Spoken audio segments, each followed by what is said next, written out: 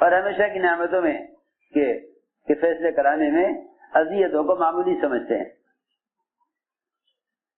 اور ہم سوچتے ہیں کہ فلاں نے میرے ساتھ ایسا کیوں کیا. دل کے اندر طبیعت میں ایک انتقام کا جذبہ پیدا ہوتا ہے، بس یہ جذبہ انبیاء کے جذبے کے خلاف ہے، یہ جذبہ صبر کے بالکل خلاف ہے. میں نے عرض کر چکا کہ صبر اور انتقام یہ دو جذبے ایک دن میں جمع نہیں ہو سکتے. زید بن ثابت نے آپ کو دیکھا تو سمجھ تو گئے کہ ہاں آپ نبی ہیں، لیکن آپ کے ساتھ معاملہ کیا جائے، معاملہ کیسے ہو؟ یہ بیٹھے ہوئے تھے، اچانک ایک علاقے والے آئے کہ فلاں جگہ مسلمان اسلام میں نئے داخل ہوئے، ان پر قحط سالی آ گئی ہے، انہیں مال کی ضرورت ہے، انہیں مال کی ضرورت ہے. اس لیے کہ اس زمانے میں ہماری کتنی جماعتیں بھی اللہ کے راستے میں پھرتی ہیں نا، یہ ساری جماعتیں اپنی ذات پر خرچ کرنے کو تبلیغ میں خرچ کرنا سمجھتی ہیں. یہ بات بھی سمجھنا بہت ضروری ہے کہ میں نے اتنا پیسہ خرچ کر دیا تبلیغ پر. تبلیغ کیا خرچ کیا تو نے؟ اتنے پیسے تو ویزے میں لگے، اتنے پیسے ہوائی جہاز کے ٹکٹ میں لگے، اتنے پیسے ملک میں جا کر اپنا کھانا پکانے میں لگے. اس سارے خرچ کو تبلیغ میں خرچ کرنا سمجھتے ہیں، اس سارے خرچ کو تبلیغ میں خرچ کرنا سمجھتے ہیں. حالانکہ اگر تجارتی سفر کرتا، کسی ملک میں تجارت کے لیے جاتا، تب بھی یہ سارا خرچ اپنی ذات پر آتا، تب یہ سارا خرچ اپنی ذات پر آتا. اگر جماعت میں نکل کر اپنی ذات پر خرچ کر رہا تو اس کو تبلیغ پر احسان کیوں سمجھ رہا؟ انفاق یہ ہے کہ تم چل پھر کر امت کی ضرورت کو دیکھو اور خروج کے زمانے میں دوسروں پر خرچ کرو، تاکہ اللہ کے راستے میں نکلنے کے زمانے میں انفاق سے اکرام کا اصل مصنون طریقہ زندہ ہو. اکرام کا اصل مصنون طریقہ زندہ ہو. دیکھو، اکرام کہتے ہیں اس شخص پر احسان کرنا جس کو تم جانتے نہیں، کیونکہ جو احسان قوم، قبیلے، رنگ، زبان کی بنیاد پر ہوتا ہے، ایسے احسان سے اور اکرام سے فرقے بنتے، امت نہیں بنتی. ہم ویسے احسان کر رہے ہیں، ہماری قوم کے ہیں، ہمارے قبیلے کے ہیں، ہمارے علاقے کے ہیں، یا ہماری زبان، ہماری برادری کے ہیں. اس بنیاد پر احسان کرو گے تو امت میں فرقے بنیں گے. میں جو بات عرض کرنا چاہتا تھا وہ یہ کہ اس راستے میں خرچ کرنے کا جو اصل مطلب تھا وہ دوسروں پر خرچ کرنا تھا. ہماری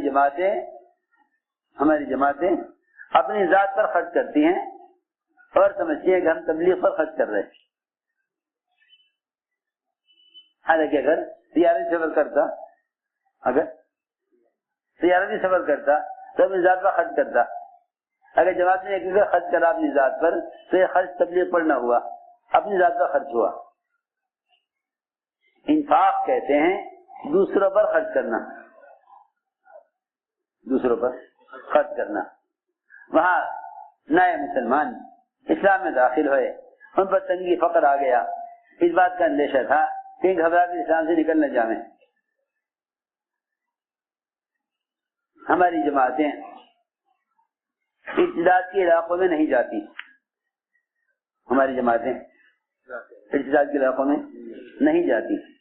اس لیے کہ وہاں نصرت نہیں ہے. حالانکہ میں قسم کھا کر کہہ سکتا ہوں کہ اصل نصرت ارتداد کے ماحول میں ہی ہے،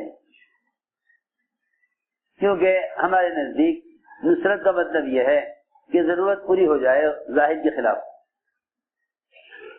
اس زمانے میں ساری دنیا کے مسلمان اور سارے مورخین جتنے بھی ہیں، ان سب نے جتنے بھی نصرت کے واقعات جمع کیے اس میں ضرورت کا ظاہر کے خلاف پورا ہو جانا ہے.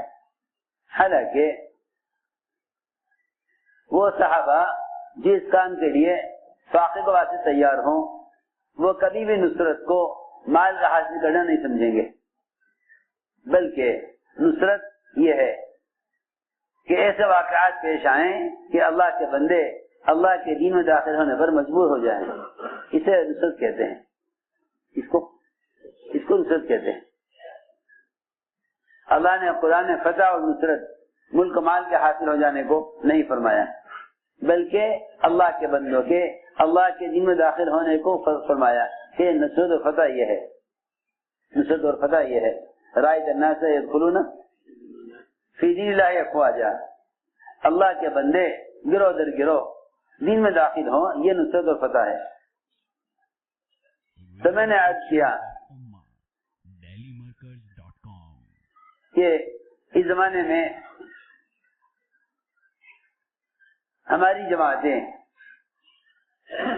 نصرت کے علاقوں میں جانا چاہتی ہیں، حالانکہ دور خلافت میں، دور نبوت میں جماعتوں کے رخ بنائے جاتے تھے ارتداد کے علاقوں کو سامنے رکھ کر. یہ انفاق کا اصل مقصد یہ تھا، اللہ کے راستے میں خرچ کرنے کا.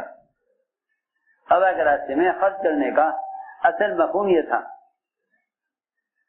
کہ تم دوسروں پر مال خرچ کر کے انہیں بتاؤ کہ اکرام اور اسلام کیا ہے. چنانچہ آپ نے فرمایا کہ بھئی ہے کسی کے پاس اس وقت مال ان لوگوں پر خرچ کرنے کے لیے؟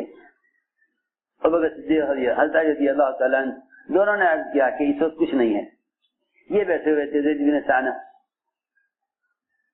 ثانہ بیٹھے ہوئے تھے. انہیں خیال ہوا موقع اچھا ہے، انہیں مال قرض دو، انہیں مال قرض دو، اور پھر وقت سے پہلے اپنے قرض کا مطالبہ کرنے میں ان کے ساتھ زیادتی کرو. یہ اس کی بات. فوراً سونا پیش کیا کہ لیجیے میں آپ کو مال دیتا ہوں قرض، آپ یہ مال خرچ کر دیں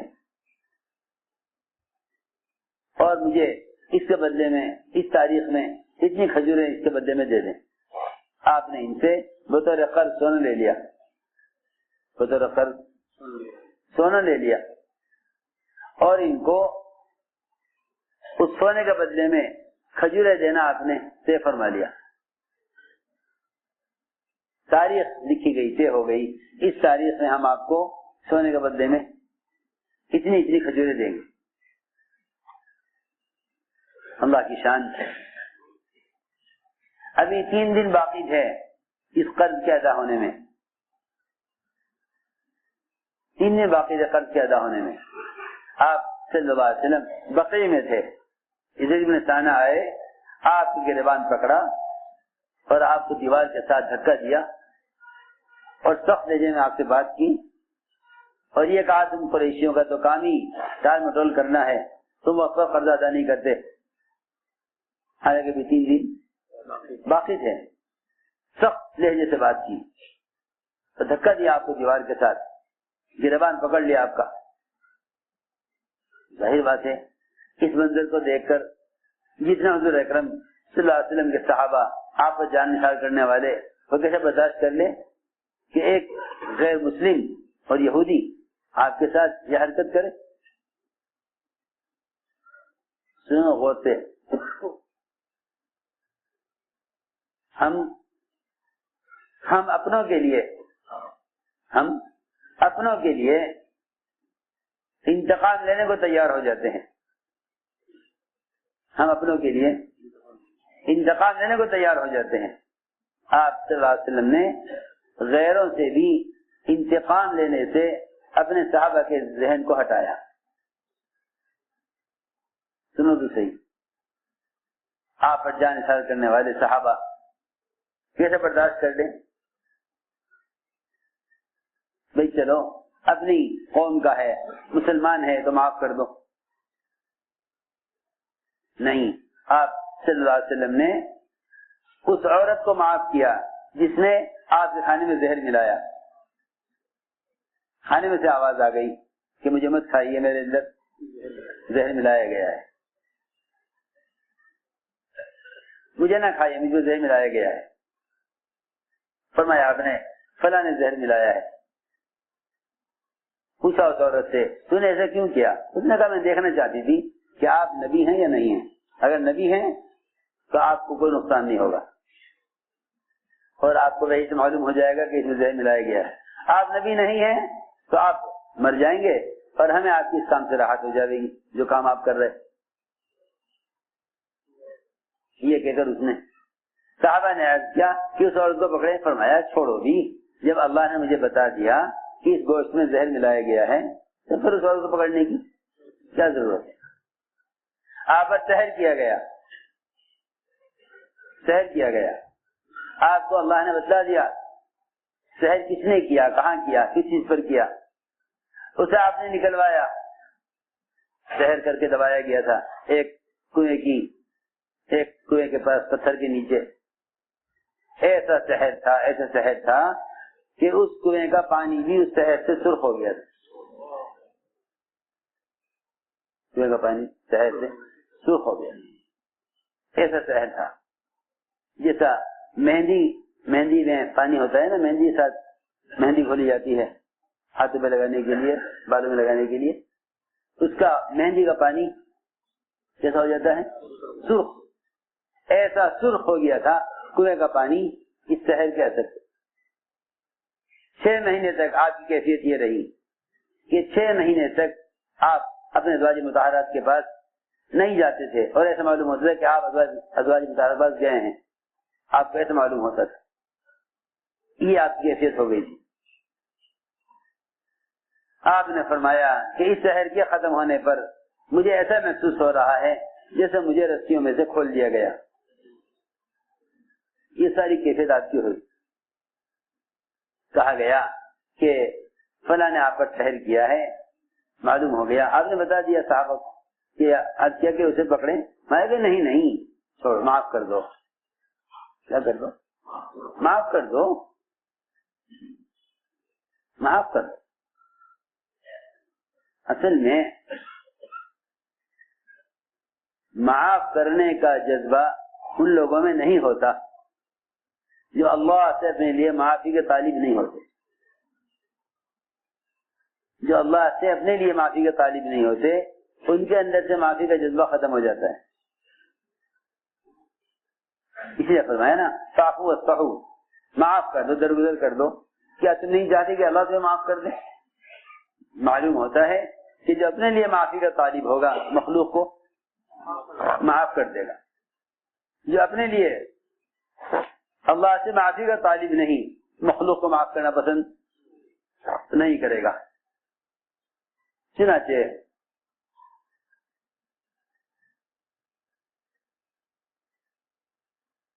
جب زید بن ثانیہ نے آپ کو ہدیہ کیا، حضرت عمر نے تلوار نکال لی، تلوار سوت لی اس پر اور یہ عرض کیا مجھے اجازت دیجیے میں اسی گردن اڑا دیتا ہوں، نہیں اسی گردن اڑا دوں، مجھے اجازت دیجیے۔ آپ نے فرمایا کہ عمر یہ کیا کیا تم نے؟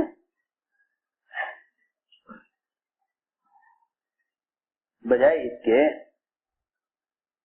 اپنا ساتھ دینے والوں کا ساتھ دو، اپنے ساتھ دینے والوں کو ابھارو، اپنے ساتھ دینے والوں کو کا شکریہ ادا کرو۔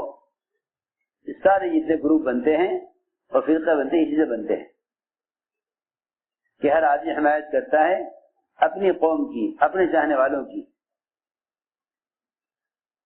بجائے اس کے کہ آپ حضرت عمر رضی اللہ تعالیٰ عنہ کو شاباشی دیتے، اپنی ذات کے لیے بدلہ لینے والے سے کی وجہ سے آپ حضرت عمر کو شاباشی دیتے کہ دیکھو یہ میرے چاہنے والے ہیں۔ فرمایا کہ عمر ہی تم نے کیا کیا، تمہیں یہ نہیں کرنا چاہیے، تمہیں یہ نہیں کرنا چاہیے، تمہیں یہ چاہیے تھا کہ اس کو اسلام میں اپنے حق کا مطالبہ کرنے کا طریقہ بتلاتے کہ اسلام میں حق کا مطالبہ کرنے کا کیا طریقہ ہے۔ اس کو بتلاتے. مجھ سے کہتے کہ میں اس کا حق ادا کر دوں, مجھ سے کہتے کہ میں اس کا حق ادا کر دوں. اس سے کہتے کہ اپنے حق کا مطالبہ کرنے کا اسلام میں طریقہ یہ ہے, جو آپ نے کیا ہے اسلام کا طریقہ نہیں ہے, اور تم نے غلط کیا کہ تم نے اس یہودی پر تلوار نکال لی.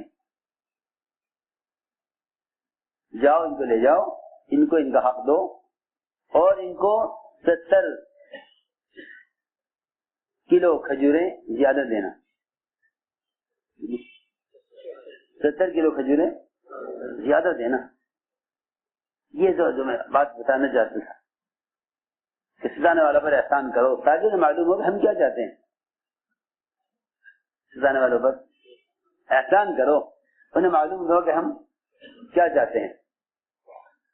فرمایا ان کو 70 کلو کھجوریں زیادہ دینا. لے گئے,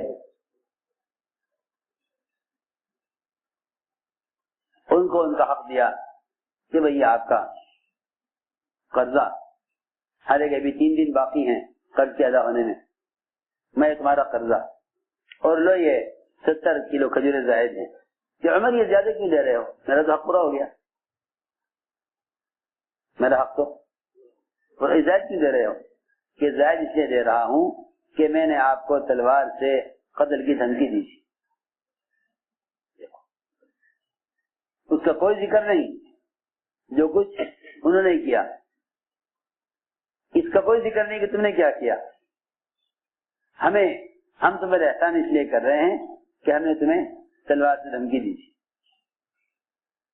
آپ نے میرے صحابہ کو اس کا عادی بنایا تھا, اس کا عادی بنایا. اس کے بغیر اس راستے میں آدمی چل نہیں سکتا, اس کے بغیر اس راستے میں آدمی چل نہیں سکتا, اس کے بغیر اس راستے میں آدمی چل نہیں سکتا. اللہ اکبر. ایسا مزاج بنایا معاف کرنے درگزر کرنے کا کہ عمر رضی اللہ فرمایا زیادہ نے جب یہ دیکھا کہ عمر ان کو کھجوریں زائد دے رہے ہیں تو زید بن ثابت نے کلمہ پڑھا, اشہد ان لا الہ الا اللہ و اشہد ان محمد عبدہ و رسولہ. حضرت عمر نے فرمایا کہ تم کون ہو؟ اس نے کہا میں زید بن ثابت. ارے وہ یہودی عالم, وہ کہ ہاں میں وہ یہودی عالم ہوں. حضرت عمر جانتے تھے, نام سنا تھا, شکل سے واقف نہیں تھے, جانتے تھے ان کو کہ بڑے عالم ہیں یہود کے. حضرت عمر نے فرمایا زید تم نے یہ حرکت کیوں کی عالم ہوتے ہوئے؟ کہنے لگے کہ عمر میں تو آپ کو دیکھتے ہی ساری علامتوں سے سمجھ گیا تھا کہ آپ اللہ کے نبی ہو سکتے ہیں. ایک علامت ایسی تھی کہ آپ کے ساتھ زیادتی کیے بغیر معلوم نہ ہوتی, کہ ہماری کتاب میں لکھا ہوا ہے کہ جتنا ان کو سزایا جائے گا اتنی ہی ان کے اندر صبر اور ان کے اندر برداشت اتنی زیادہ ہوگی, اور جتنا انہیں کے ساتھ جہالت سے پیش آئیں گے اتنا ان کے اندر علم بڑھے گا. میں تو اس کو آزمانے کے لیے ان کے ساتھ زیادتی کی ہے, اور عمر گواہ رہنا میں ان پر ایمان لے آیا. تو میں نے عرض کیا کہ سب سے اہم چیز کام میں چلنے کے لیے وہ صبر ہے, وہ صبر ہے. سب سے اہم چیز اس کام میں چلنے کے لیے وہ صبر ہے, اور واقعی صبر کرنے والا ہی معاف کرے گا, صبر کرنے والا ہی معاف کرے گا. عفو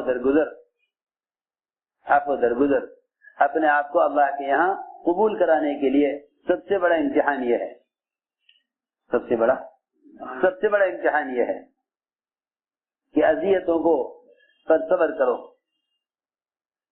اذیتوں پر صبر کرو. سب سے بڑا امتحان یہ ہے, یہ سب سے بڑا امتحان ہے کہ آدمی اذیتوں پہ صبر کرنے میں پار اتر جائے. اور واقعی صبر کرنا بہت آسان ہے, صبر کرنا بہت آسان ہے. وہ آسان اس طرح ہے کہ جب کوئی ناگواری پیش آئے تو اس کو انبیاء اور صحابہ کے ناگواریوں میں تلاش کیا جائے. اس لیے بار بار کہتے ہیں اس کام کے کرنے والوں کے لیے سیرت کا مطالعہ بہت ضروری ہے.